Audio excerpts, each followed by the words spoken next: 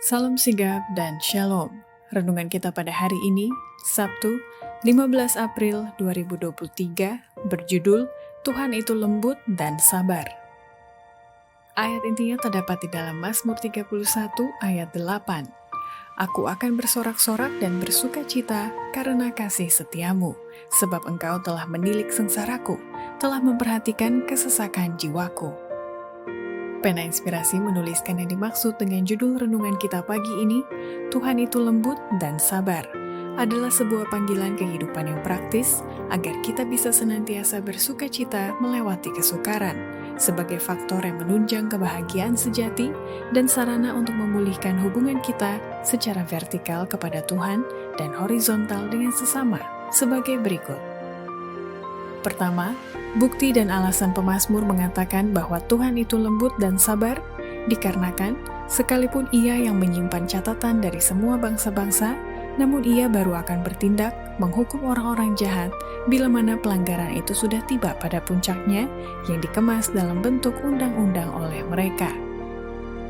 Allah menyimpan catatan dari bangsa-bangsa, angka-angkanya membengkak terhadap mereka di dalam buku surga. Dan bila mana telah menjadi sebagai undang-undang bahwa pelanggaran hari yang pertama dalam pekan harus dihukum, cawan mereka pun menjadi penuh.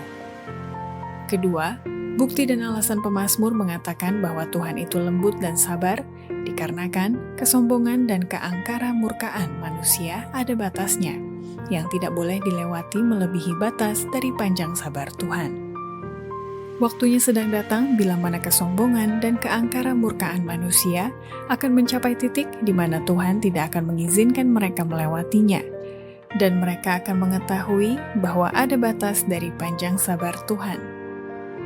Ketiga, bukti dan alasan pemazmur mengatakan bahwa Tuhan itu lembut dan sabar dikarenakan ada batas kemurahan Allah yang telah ditentukan untuk menandai jumlah pelanggaran orang-orang jahat sudah lengkap.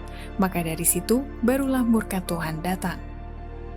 Allah menyimpan perhitungan mengenai bangsa-bangsa.